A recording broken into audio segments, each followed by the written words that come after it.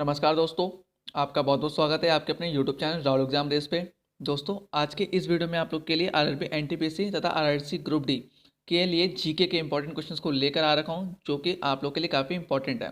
दोस्तों, आज के इस वीडियो में मैंने इंपॉर्टेंट क्वेश्चन को इंक्लूड कर रखा है, जो कि आप लोग के रेलवे परीक्षा के लिए काफ़ी हेल्पफुल साबित होंगे। तो दोस्तों, जैसा कि आप लोग को पता है, आरआरबी एनटीपीसी वाले स्टूडेंट्स जो हैं, उनके जो एग्ज़ाम है दोस्तों 28 दिसंबर से होने वाले हैं। ठीक है, और जो आरआरसी ग्रुप डी वाले हैं दोस्तों, उनके जो एग्ज़ाम है अप्रैल में हो जाएंगे। दोस्तों, जो आरआरबी एनटीपीसी वाले जो स्टूडेंट हैं, उनके लिए काफ़ी कम समय है और दोस्तों आप लोग को अब अच्छे से अपना मन लगा के पढ़ना पड़ेगा। तो दोस्तों, उसी के रिगार्डिंग में आप लोग के लिए जीके के इंपॉर्टेंट क्वेश्चंस को लेकर आ रखा हूँ। तो दोस्तों, अगर आप लोगों ने अभी तक चैनल को सब्सक्राइब नहीं किया तो सब्सक्राइब कर लीजिएगा और साइड में दिख रहे बेल आइकन को प्रेस करना बिल्कुल भी ना भूलें, ताकि आने वाली नई वीडियो की नोटिफिकेशन आप तो सबसे पहले पहुँच सके। तो चलिए फ्रेंड्स, चलते हैं क्वेश्चंस की और देखते हैं आज के इंपॉर्टेंट क्वेश्चंस क्या हैं। तो क्वेश्चन है, निम्नलिखित में से रेलवे भर्ती बोर्ड कहाँ पर स्थित नहीं है? तो बताइए फ्रेंड्स, यहाँ पर राइट आंसर क्या हो जाएगा? दिए गए ऑप्शन में से कहाँ पर रेलवे भर्ती बोर्ड स्थित नहीं है? तो राइट आंसर आप लोग का ऑप्शन नंबर 4, न्यू दिल्ली में। ठीक है दोस्तों, नई दिल्ली में रेलवे भर्ती बोर्ड स्थित नहीं है। ठीक है, और दोस्तों यहाँ पर क्वेश्चन बनता है कि वर्तमान में कुल कितने रेलवे जोन है? तो 18 रेलवे जोन है। ठीक है दोस्तों, जो 18वां रेलवे जोन है दोस्तों, वो कहाँ पर है, किस राज्य में है? आंध्र प्रदेश राज्य में है। ठीक है दोस्तों, और उसका नाम क्या है? दक्षिणी तट रेलवे। ठीक है दोस्तों, साउथर्न कोस्ट रेलवे। और दोस्तों, जो इसका मुख्यालय है तो वो कहाँ पर है?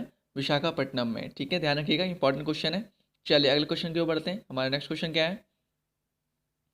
तो क्वेश्चन है, संतोषी ट्रॉफी का संबंध निम्न में से किस खेल से है? तो बताए फ्रेंड्स, यहाँ पर राइट आंसर क्या हो जाएगा? दिए गए ऑप्शन में से किस खेल से संबंधित है संतोषी ट्रॉफी? तो यहाँ पर ऑप्शन नंबर 2 बिल्कुल सही होगा, फुटबॉल से। ठीक है, चलिए अगले क्वेश्चन की ओर बढ़ते हैं। हमारा अगला क्वेश्चन क्या है? तो क्वेश्चन अगला, कोंकण रेलवे कॉर्पोरेशन का मुख्यालय कहाँ स्थित है? तो दोस्तों, इंपॉर्टेंट क्वेश्चन है, इसको नोट कर लीजिएगा आप लोग। बताइए कहाँ पर स्थित है कोंकण रेलवे कॉर्पोरेशन का मुख्यालय? तो राइट आंसर आप लोग का ऑप्शन नंबर 2, नई मुंबई में। ठीक है दोस्तों, न्यू मुंबई में कोंकण रेलवे कॉर्पोरेशन का मुख्यालय स्थित है। इंपॉर्टेंट है, ध्यान रखिएगा आप लोग। चलिए अगले क्वेश्चन की ओर बढ़ते हैं। तो क्वेश्चन है अगला, निम्नलिखित में से कहाँ टकसाल नहीं है? तो बताइए यहाँ पर राइट आंसर क्या हो जाएगा? वेयर इज द मिट नॉट लोकेटेड?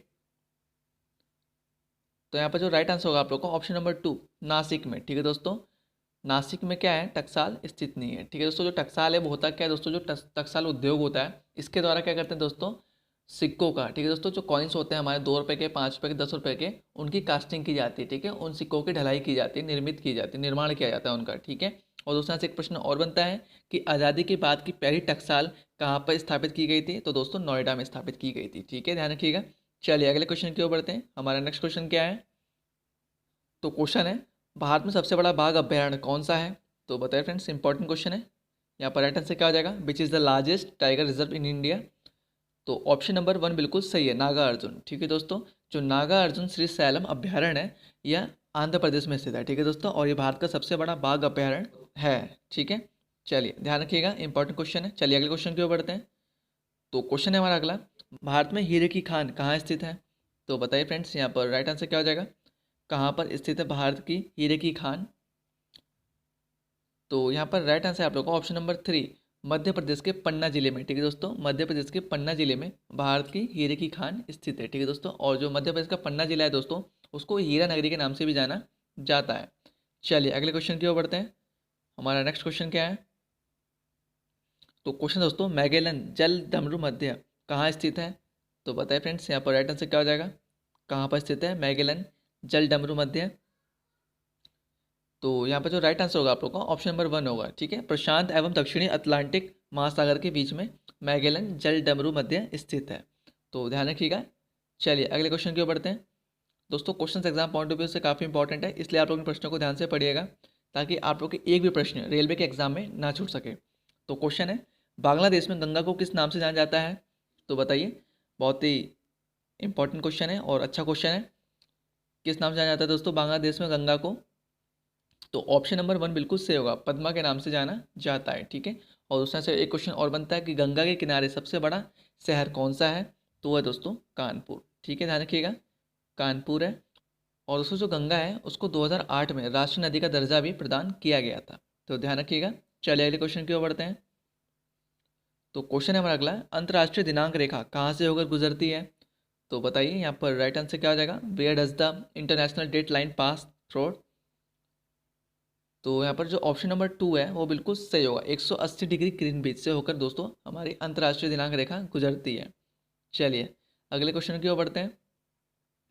तो क्वेश्चन है, अष्टछाप की स्थापना किसके द्वारा की गई है? तो बताइए, प्रसिद्ध अष्टछाप की स्थापना किसके द्वारा की गई है? तो यहाँ पर जो दोस्तों अष्टछाप की स्थापना है ऑप्शन नंबर 1 आचार्य विठलनाथ जी के द्वारा की गई है। चलिए अगले क्वेश्चन की ओर बढ़ते हैं। दोस्तों आप लोग के रेलवे के जो एग्जाम है उसमें इसी प्रकार के क्वेश्चन पूछे जाएंगे, ठीक है, और ये जो क्वेश्चन है काफ़ी इंपॉर्टेंट है। तो क्वेश्चन है, किसके शासनकाल के दौरान देसी समाचार पत्र दर्पण प्रकाशित हुआ था? तो बताइए यहाँ पर राइट आंसर क्या हो जाएगा, किसके शासनकाल के दौरान हुआ था दोस्तों देसी समाचार पत्र दर्पण का प्रकाशन?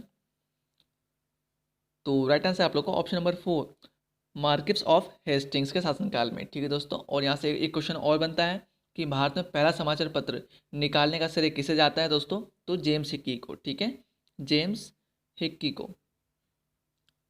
तो ध्यान रखिएगा, दोनों क्वेश्चंस इंपॉर्टेंट है। चलिए अगले क्वेश्चन की ओर बढ़ते हैं। तो क्वेश्चन है अगला, नेपोलियन बोनापार्ट कहाँ का निवासी था? तो बताइए यहाँ पर राइट आंसर क्या हो जाएगा, जो नेपोलियन बोनापार्ट था वो किस देश का निवासी था? तो यहाँ पर जो ऑप्शन नंबर 4 है फ्रांस, यहाँ का दोस्तों ये नेपोलियन बोनापार्ट निवासी था। तो ध्यान रखिएगा। और दोस्तों यहाँ फ्रांस की राजधानी क्या है? पेरिस। और मुद्रा क्या है दोस्तों? यूरो। चलिए अगले क्वेश्चन की ओर बढ़ते हैं। तो क्वेश्चन अगला, निम्नलिखित में से विधवा पुनर्विवाह का समर्थक कौन था? तो बताइए, इंपॉर्टेंट क्वेश्चन है, नोट कर लीजिएगा इसे। विधवा पुनर्विवाह का समर्थक कौन था? तो वे थे दोस्तों ऑप्शन नंबर 1 ईश्वर चंद्र विद्यासागर, ठीक है। चलिए अगले क्वेश्चन की ओर बढ़ते हैं।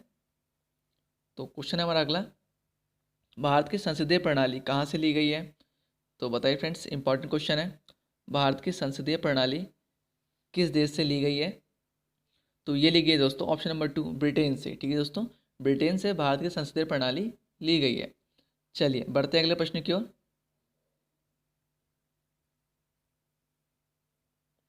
तो क्वेश्चन है, बाल अधिकार दिवस कब मनाया जाता है?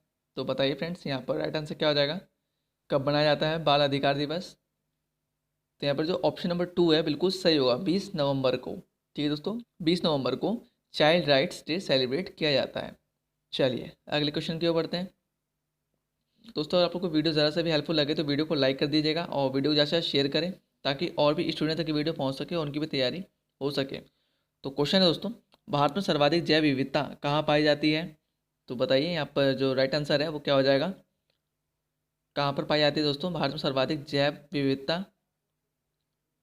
तो जो राइट आंसर है आप लोग को ऑप्शन नंबर 3 शांत घाटी में, ठीक है दोस्तों, जो साइलेंट वैली है वहाँ पर दोस्तों भारत की सर्वाधिक जैव विविधता पाई जाती है, ठीक। और दोस्तों जो शांत घाटी है, जो साइलेंट वैली है, ये किस राज्य में स्थित है?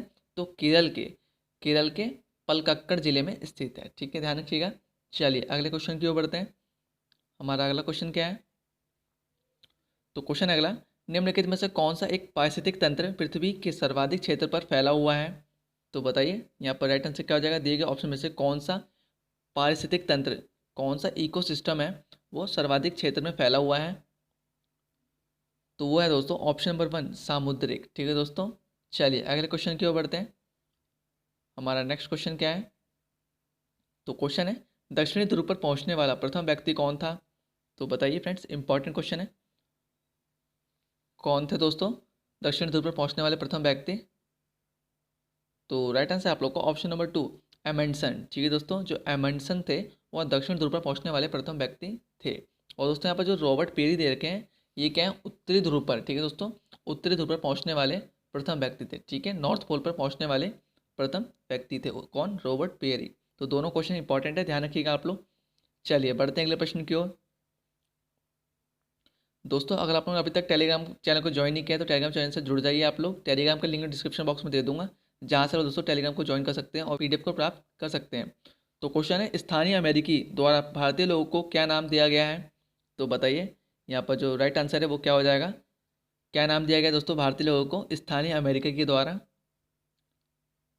तो राइट आंसर आप लोग को ऑप्शन नंबर 3 एमरिंडस, ठीक है दोस्तों, स्थानीय अमेरिकी के द्वारा भारतीय लोगों को एमरिंडस का नाम दिया गया है। चलिए अगले क्वेश्चन की ओर बढ़ते हैं। हमारा अगला क्वेश्चन क्या है? तो क्वेश्चन है अगला, इनमें से कौन सा एक हड़प्पा सभ्यता की पूर्वी सीमा का निर्धारण करता है? तो बताइए, दिए गए ऑप्शन में से कौन सा हड़प्पा सभ्यता की पूर्वी सीमा का निर्धारण करता है? तो जो राइट आंसर है आप लोग को ऑप्शन नंबर 3 होगा, ठीक है, आलमगीरपुर। ठीक है दोस्तों, आलमगीरपुर जो है वो हड़प्पा सभ्यता के पूर्वी सीमा का निर्धारण करता है। चलिए अगले क्वेश्चन की ओर बढ़ते हैं। हमारा नेक्स्ट क्वेश्चन क्या है? तो क्वेश्चन अगला, मेगास्थनीज द्वारा रचित किस ग्रंथ में मौर्यकालीन इतिहास का पता चलता है?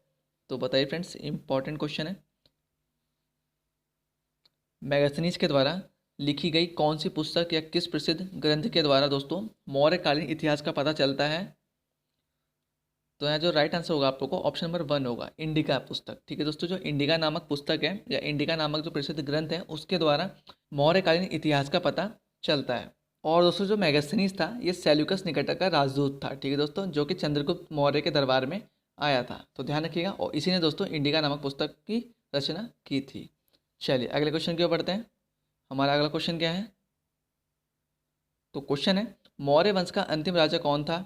तो बताइए यहाँ पर राइट आंसर क्या हो जाएगा, कौन था मौर्य वंश का अंतिम राजा? तो वो थे दोस्तों ऑप्शन नंबर 1, बृहद्रथ। ठीक है दोस्तों, जो बृहद्रथ थे वो मौर्य वंश के अंतिम राजा थे। चलिए अगले क्वेश्चन की ओर बढ़ते हैं। दोस्तों question exam point of view से काफ़ी इंपॉर्टेंट है, इसलिए आप इन प्रश्नों को ध्यान से पढ़िएगा। तो क्वेश्चन दोस्तों, एलिफेंटा में चट्टान काटकर बनाए गए प्रसिद्ध मंदिर निम्न में से किससे संबंधित है? तो बताइए दिए गए ऑप्शन में से राइट आंसर क्या हो जाएगा, किससे संबंधित है दोस्तों एलिफेंटा में चट्टान को काटकर बनाए गए प्रसिद्ध मंदिर? तो वो दोस्तों वो संबंधित है ऑप्शन नंबर 4, राष्ट्रकूट से। ठीक है दोस्तों, चलिए अगले क्वेश्चन की ओर बढ़ते हैं। तो क्वेश्चन है, माहेश्वर किस मराठा रानी की राजधानी थी? तो बताइए यहाँ पर राइट आंसर क्या हो जाएगा, माहेश्वर किस मराठा रानी की राजधानी थी?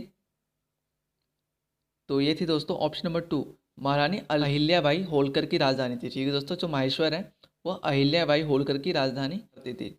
चलिए अगले क्वेश्चन की ओर बढ़ते हैं। तो क्वेश्चन है, निम्नलिखित में से कौन सी कृषि विद्या इको फ्रेंडली है? तो बताइए यहाँ पर जो राइट आंसर है वो क्या हो जाएगा, दिए गए ऑप्शन में से कौन सा ऑप्शन है दोस्तों जो कृषि विद्या या फिर हम कह सकते हैं इको फ्रेंडली है?